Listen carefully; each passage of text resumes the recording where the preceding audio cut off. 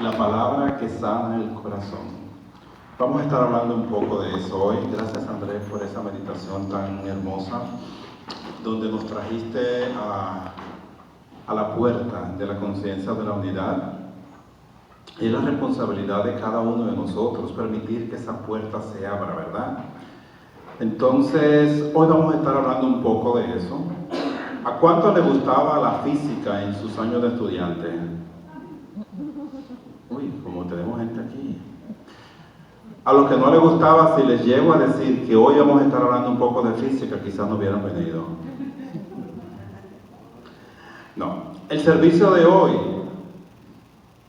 contrapunta un poco, con una tradición popular. Ustedes han escuchado a veces seguramente que dicen que los últimos serán los primeros, ¿verdad? Eso es lo que la tradición popular nos dice. Yo no sé basado en dónde. Entonces yo les traigo hoy una propuesta, y la propuesta que les traigo es que los primeros serán los primeros. Los primeros serán los primeros. Y en el día de hoy eso es más importante que nunca, porque es que la tierra necesita de nosotros. La ley del talión, la ley del Antiguo Testamento, o la ley que muchas veces es quien funda casi todos los códigos de derecho, del ojo por ojo y diente por diente, nos sigue sirviendo en las condiciones que la tierra y la humanidad está viviendo. Es necesario una nueva conciencia, es necesario reclutar a personas, es necesario reclutar a conciencia nueva, que estén en la vanguardia, personas que sean los primeros. Es necesario que cada uno de nosotros entre en la conciencia del uno, que fue la conciencia a la cual Jesús nos llevó. Hasta allí nos llevó Jesús, hasta la conciencia del uno. Pensemos por un instante en el Padre Nuestro. Esas dos palabras que por siglos y siglos la humanidad ha repetido. Padre Nuestro. Basta solamente meditar en esas dos palabras y entramos en esa conciencia de unicidad. Jesús descubre su unidad con la fuente, descubre su unidad con la mente universal, a la que Él llamó Padre. Pero antes de eso, Jesús descubre su unidad con el resto de las personas. Descubre su unidad con la raza humana. Y entonces Él no dijo Padre mío, Él dijo Padre nuestro. Entonces en estos momentos, esa es la conciencia que necesitamos para transformar y evolucionar el mundo. Esa es la conciencia del uno. Esa es la conciencia en la cual nuestros sentidos no nos ayudan. Nuestros sentidos saben que donde termina la punta de mis manos hay un espacio,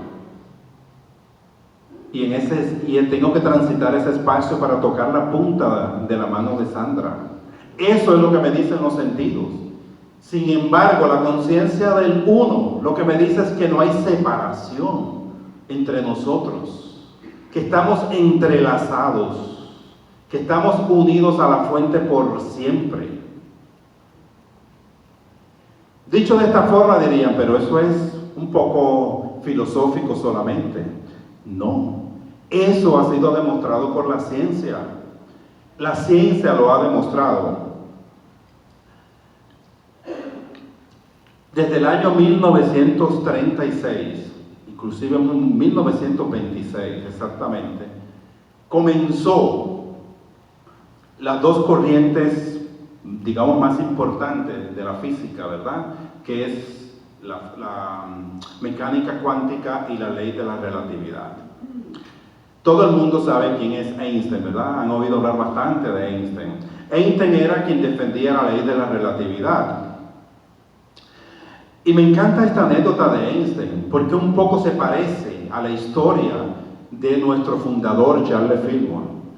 Un día Einstein, él era profesor de la Universidad de Física, él les reparte a los estudiantes un examen. Y un estudiante dice, pero profesor, este es el mismo examen del año pasado. Y Einstein le responde, sí, pero las preguntas son todas diferentes, las respuestas son todas diferentes. O sea, este es el mismo examen, las mismas preguntas del año pasado. Y él le dice, pero las respuestas este año son todas diferentes. Él se estaba abriendo a un nuevo entendimiento y le estaba diciendo al estudiante, ábrete a un nuevo entendimiento. Lo que respondiste el año pasado ya fue pasado. Y Charles Fillmore en alguna ocasión, él dice, me reservo el derecho de cambiar de opinión. O sea, él permitía que cada día llegara una nueva conciencia. Entonces, desde ya les estoy dejando en ustedes el deseo que cada uno de nosotros en el día de hoy, por primera vez en su vida, comience a escuchar la conciencia del uno. Que cada uno de nosotros comience a hacer algún ejercicio de cómo yo puedo sentirme parte de aquel que está sufriendo a cientos y cientos de millas de ti. Personas que ni tú conoces. Porque esa persona, ese sufrimiento de esa persona te está afectando a ti. Aunque tú no lo quieras, aunque no te des cuenta, porque no nos podemos desligar. Entonces, ¿por qué les traigo hoy a Einstein? Porque quiero llevarlos a cómo la ciencia soporta o apoya lo que nosotros en Unity creemos. Es interesante porque Einstein no era el único científico ilustre en esa época. Quizás es el más famoso. En una conferencia en Bruselas en el año 1927 participaron 26 físicos. De esos 26 físicos, 17 fueron premios Nobel en los próximos años. No se ha vuelto a dar una conferencia de tanta profundidad científica como esa. Y cuenta la historia que el otro científico que era tan famoso, que era en realidad el que traía a discusión y a defender la teoría de la física cuántica o de la mecánica cuántica, que era el científico Bohr, dicen que ellos se reunían al terminar las conferencias por la noche en el hotel y que Einstein siempre traía como acertijos físicos, ejemplos físicos que había que interpretar y que había que descifrar. Y Bohr casi siempre se los bateaba a todos, se los respondía a todos. Inclusive en alguna ocasión dice que se tuvo que quedar la noche entera sin dormir y al otro día en el desayuno le dijo, la respuesta es esta. Bueno, ahí empezó lo que se conoce como la discrepancia entre Einstein y Bohr. Inclusive hay muchos científicos que dicen que en algún momento llegó a ganar Bohr. Estaba muy de moda el tema o la física o la mecánica cuántica o la relatividad. Habían puntos en común, pero había puntos que no compaginaban. Y yo les digo que yo creo que no compaginaban. ¿Por qué? Porque mientras la física cuántica estaba buscando esa partícula, estaba buscando lo material. Y cuando hablamos de partícula cuántica, es una partícula subatómica que su tamaño es 10 a la menos 9 metros, o sea, son súper pequeñas cositas que solamente se han ido descubriendo a la medida que los medios de investigación y de medición son tan avanzados, ¿verdad? Entonces, por ejemplo, uno de los planteamientos que traía la mecánica cuántica era, y ustedes me van a decir si están de acuerdo con él o no, los estudiantes de Unity. Decía el primer planteamiento, decía, no existe cantidad de forma exacta hasta que es medida. Es lo primero que decía, no existe cantidad exacta hasta que es medida.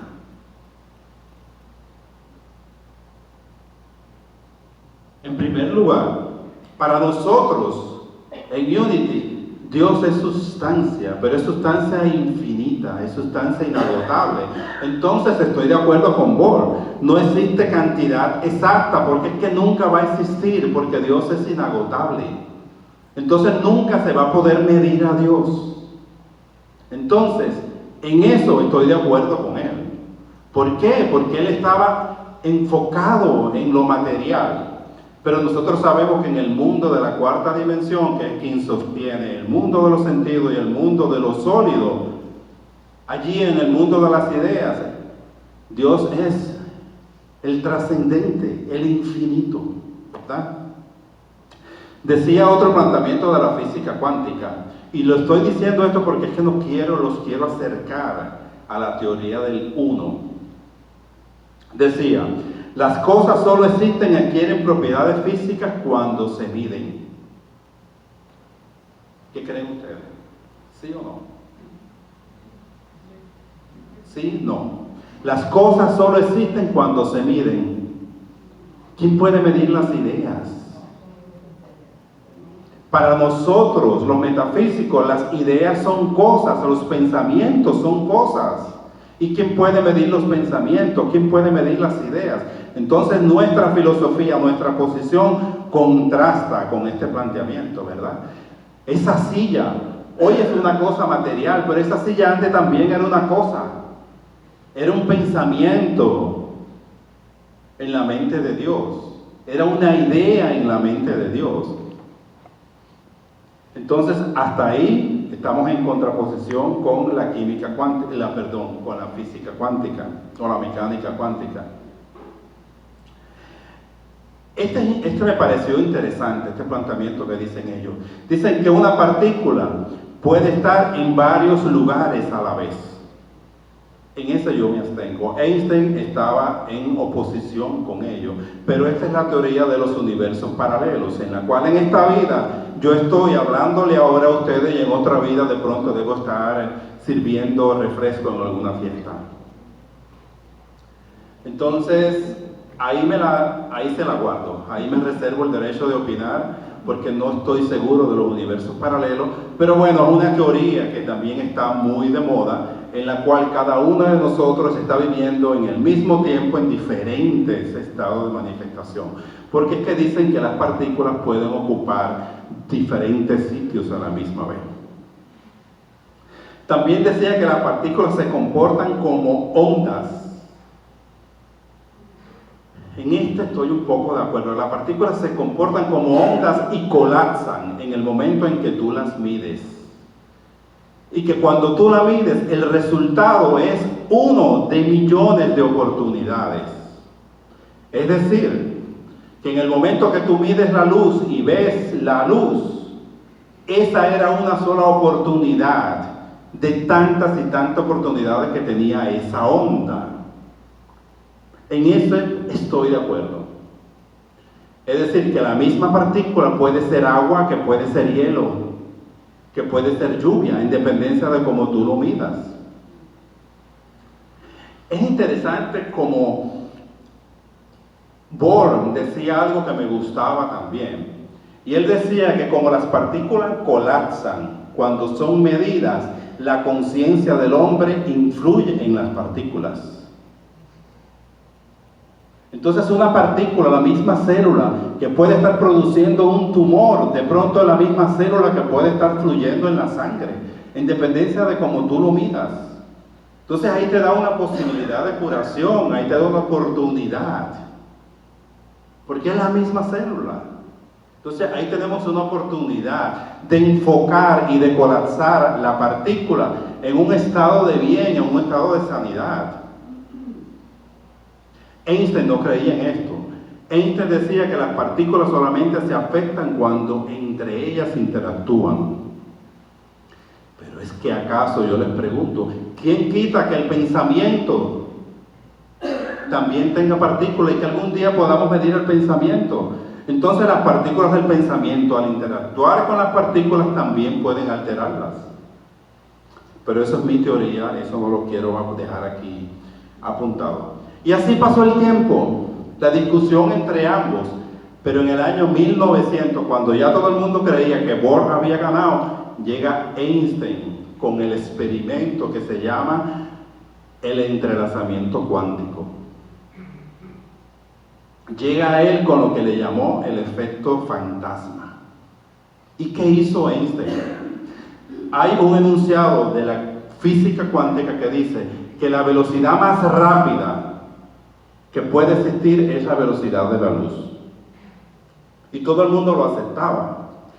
Einstein logra medir el efecto de dos partículas separadas y cómo el efecto que produce en una partícula de forma instantánea lo manifiesta la otra partícula. Y aquí está la esencia de este servicio. Un efecto producido en una partícula produce instantáneo efecto, el mismo efecto en otra partícula que puede estar en otra galaxia, que puede estar a miles de millas de distancia. Y es que entonces él le llama a esto el entrelazamiento cuántico. Lo que está manifestando Einstein es el fenómeno del uno, la unicidad. Esto fue en el año 1936, pero ya 40 años antes, Charles Fillmore, el fundador de este movimiento, en una meditación abre los ojos y dice: este movimiento se llamará Unity, porque somos uno. Eso fue 40 años antes de que físicamente se demostrara que sí es posible influir de forma inmediata en cualquier otra partícula, solamente influyendo en la otra. Cuando una partícula entrelazada afecta su comportamiento, todas las entrelazadas se afectan de forma instantánea, aunque estén en otra habitación o en otra galaxia. El entrelazamiento cuántico o la acción fantasmal, como me gusta a mí, a distancia, como lo llamó Einstein, explica por qué una partícula influye instantáneamente en el comportamiento de otra partícula, aunque estén a años luz de distancia. Entonces, por eso es que nosotros oramos por otros. Porque inclusive aunque esa persona no lo sepa, orar por otra persona, modificar tu banda de energía automáticamente con la intención que estás poniendo en la matriz que nos mantiene unidos, esa persona recibe esa intención de bien.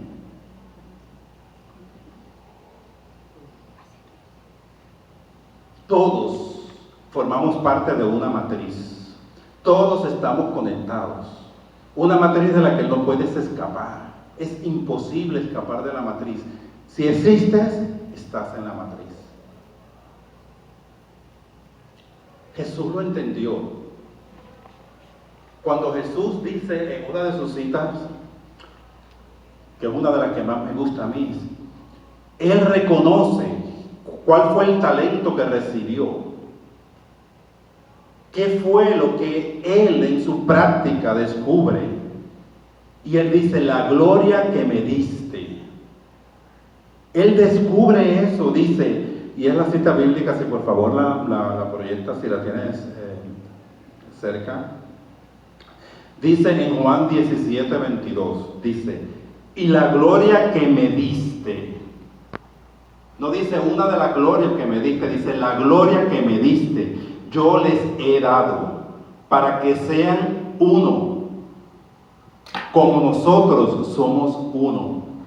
Entonces ahí Jesús nos deja esa herencia, nos deja la herencia del uno,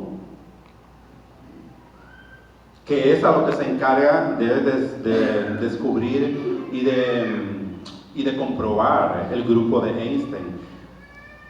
Estamos entrelazados con la fuente, entrelazados unos con otros. No existe una hoja sola en todo el universo que al moverse no afecte a cada uno de nosotros. Esas bombas que están tirando a millones de millas de aquí o miles de millas de aquí nos afectan a nosotros también.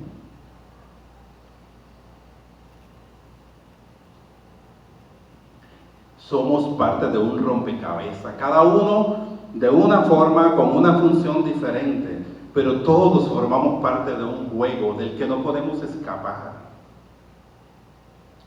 Uno de los místicos contemporáneos y maestros estadounidenses, Greg Braden, en su libro La Matriz Divina, él dice: en el instante en que creamos nuestros buenos deseos y oraciones, ya han sido recibidos en su destino. Eso se parece bastante, me encanta, dice: en el instante en que creamos nuestro deseo y oraciones, ya han sido recibidos en su destino. Eso es idéntico a lo que Jesús nos dijo. Cuando ores, inclusive ya el Padre nos ha escuchado, ¿verdad? Si hay un maestro que sabe de verdad de unidad, es el cuerpo. El cuerpo es el maestro en el principio del uno. Era una sola célula, cada uno de nosotros, era una sola célula. Comenzaron a dividirse y aparecieron millones de células. Y cada una recibió una idea: tú vas a ser hígado, vete para allá. Tú vas a ser el cerebro, vete para acá. Tú vas a ser el corazón. Y entre todos formaron el cuerpo. Pero al hígado jamás se le ocurriría, cuando anochece, irse a dormir a otra casa. Ni al corazón se le ocurre, cuando van de vacaciones, quedarse en la casa. Va contigo. ¿Por qué? Porque el cuerpo es sabio. Somos uno. Como cada uno de nosotros es uno en el Cristo, ¿verdad?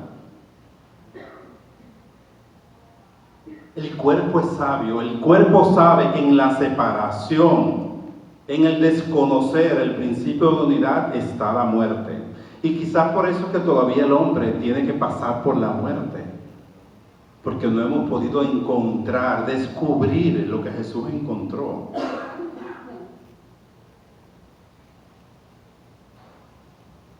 ¿Cómo nos comunicamos con la matriz? ¿Cómo podemos hablarle a la matriz a la cual estamos conectados? ¿Cómo? A través de la intención. A través de la intención. Y ojalá sea una intención de amor, de paz, de unidad. Porque también hay otro tipo de intenciones que también se comunican con la matriz. Entonces esa es la pregunta para cada uno de nosotros. ¿Qué estoy llevando a la matriz? ¿Qué pensamiento, qué cantidad? Y quiero utilizar esa palabra. ¿Qué cantidad de pensamiento estoy echando en la matriz? Recuerden la ley de los opuestos, ¿verdad? Si cada uno de nosotros echa pensamientos de bien, tenemos que multiplicar esos pensamientos de bien para que los pensamientos que no son de bien, pensamientos de separación, de miedo, de guerra, de bombas, queden abolidos. Que nuestros pensamientos pesen más. Eso es lo que hace falta. ¿Cómo nos estamos comunicando con la matriz? Decía Milton Fillmore, Danilo, si tienes la proyección por allí, dice: debemos a Jesucristo y su valiente propagación de la verdad el conocimiento de esta nueva ciencia salvadora. Él demostró que el pecado, la enfermedad y la muerte son cantidades falsas. Son cantidades falsas y no son parte de una correcta definición de la vida. Entonces los pensamientos son cosas, son cantidades que todo el tiempo estamos echando a la matriz. Si nosotros y cada uno de nosotros, eso es lo que quiere vivir, una vida plena, vivir en su potencial mayor, el potencial máximo posible. Yo sé que cada uno de nosotros lo quiere vivir. Tienes que descubrir y entrar, practicar, armonizarte con el principio de la unidad. Pero es que parte tuya está en esa persona que no quieres, en esa situación que no quieres. Eso es parte del principio de unidad. Y cuando lo entendamos, entonces practicar el quinto principio. vivir nuestra creencia, ¿verdad? Porque cuando tú vives nuestras creencias es cuando te levantas de verdad. Cuando tú te levantas, otros se levantan contigo. Hace falta que seamos los primeros en levantarnos.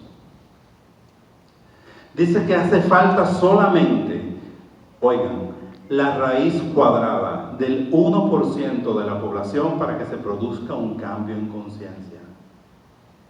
La raíz cuadrada del 1%.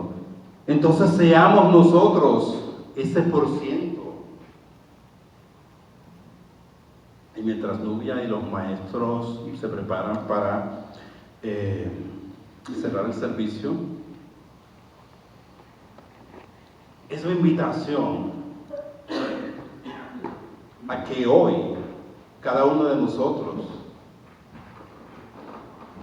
medite en los próximos días, sencillamente estando observando tus pensamientos, tus emociones y tu intención, cómo estás contribuyendo a la matriz, a la paz mundial, cómo estás contribuyendo al amor, cómo estás contribuyendo a la unidad. Levántate, sé el primero, que yo me levantaré contigo, porque tú estás en mí, porque yo estoy en ti, porque en el principio creativo y a través de los tiempos y en todas las dimensiones, tú y yo somos la misma cosa, somos luz. Dios los bendice. Gracias.